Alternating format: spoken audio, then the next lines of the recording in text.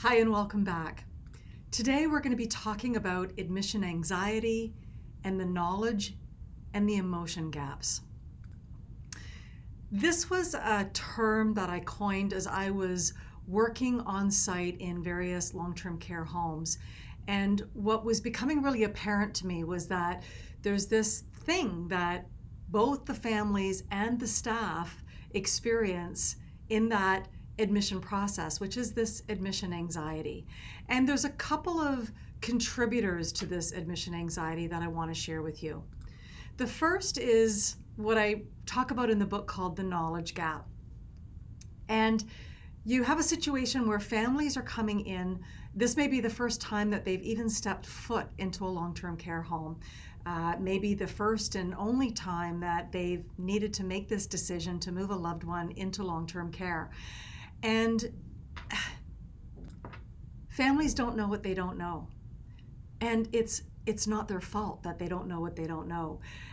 There hasn't been a lot of information or education on what is really, I would consider, a critical element of our healthcare system. That what happens is that families, they're getting their information through the media, and we know certainly through the last 2 years with COVID that there's been a lot of really negative and heartbreaking stories that have occurred. And so it's difficult for families to really have a good solid understanding of what it is that they need to know, what is it that they need to learn. So there's all of these things that they're not aware of, the home and who works there and what the routines are like and what to expect. And on the other side of the knowledge gap is the staff. The staff, there's so much that they don't know about the family and the resident. And certainly there's a certain amount of information that they get on the resident that's through the clinical file information. But there's a lot that they don't know about the family. And I want to share a video with you of a family member named Carolyn that I had the opportunity to interview, and she's going to touch a little bit on this. What has been the biggest shift for you as a result of working with the material in the Now What book? Well, I didn't realize when we were coming into the home that we were coming into a home. We were coming into a home. We were not coming into really a clinical setting. My aunt, sometimes when she's not too lucid, she calls it a hospital, but we're coming into a home. And my sort of mindset was us against you. Like, we need to protect my aunt because of the negative things that we had heard in the media. The first 17 days, we didn't even get to go into the home because of COVID. My aunt had to be isolated. She ended up getting COVID, but she was asymptomatic. So she was okay. But, she had fallen a few times. And because I didn't understand anything about how the home worked, I didn't know who to go to. So I was going above the head nurse to the director of care because I thought that's what I had to do. I want to escalate it. You want the best. Right.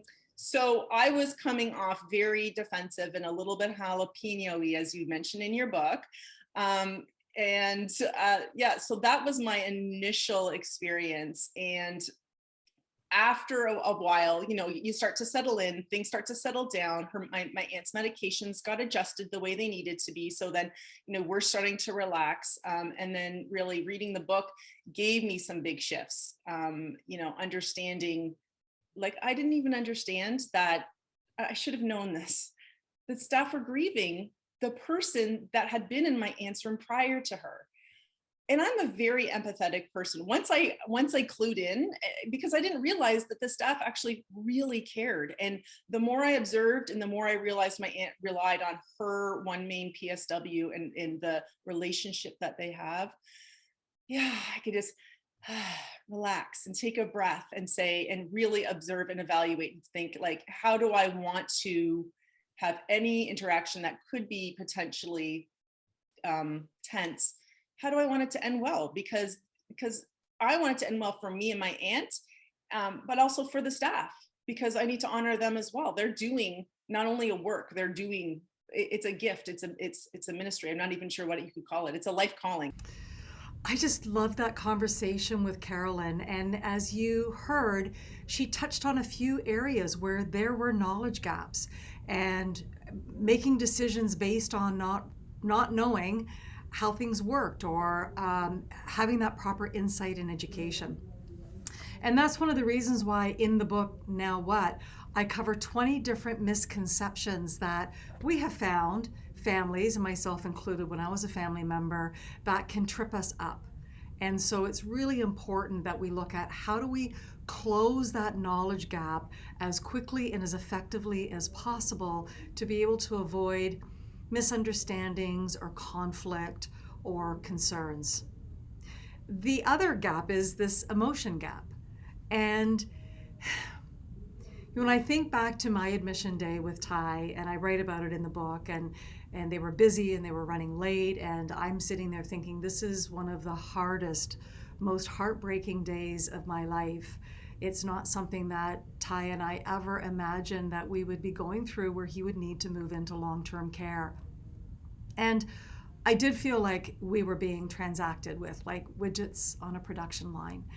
And sometimes there can be that gap in emotion.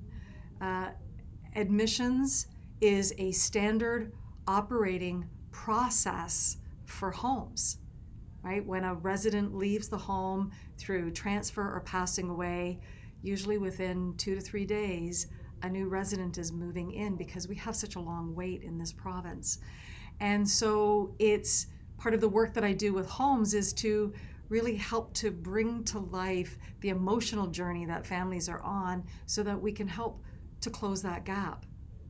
And as like what Carolyn talked to, the staff are also grieving, and they've lost a resident in most situations, that they've grown to love and really care for. Sometimes it's a good transfer if the resident is being transferred to another home or another place to be able to continue to be cared for.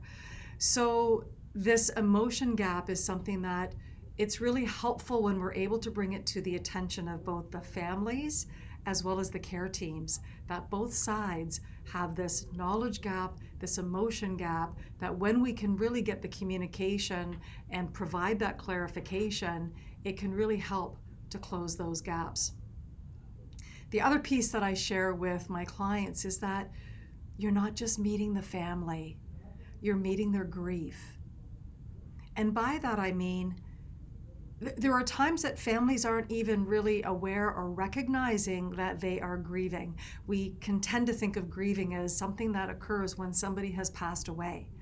But when somebody is ill, and I can say in my situation with both my parents and my husband, seeing that them losing their abilities and they wouldn't be saying that they were aging gracefully, that there is grieving that's involved in that. And sometimes when we have those strong emotional experiences, that it can come out kind of like what Carolyn was saying in those jalapeno moments, that sometimes we react disproportionately to a situation, or we're not fully hearing or understanding or able to communicate what our challenge is.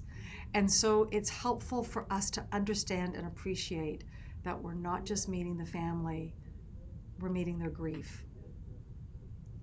And so there's an opportunity here that I want to invite you to consider these couple of questions. And the first is, how can you help reduce admission anxiety for families, residents, and care team members? Based on what we've talked about, based on some of the elements in Now What, how can you help in reducing that admission anxiety?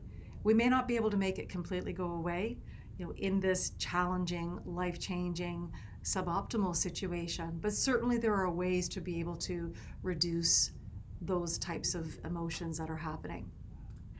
And how can you help close the knowledge and the emotion gaps with families and care team members? And some of the practical ways is referencing the Now What book, reviewing the 20 misconceptions, having conversations with family to say, out of those 20, which ones do you still have questions about? Which ones can we help you to better understand? What other questions or concerns may you have based on what misperceptions or information that's been shared with you, because the sooner that we can clarify and minimize the admission anxiety and close the knowledge and the emotion gaps, we are supporting the family members, the residents, and the care team members.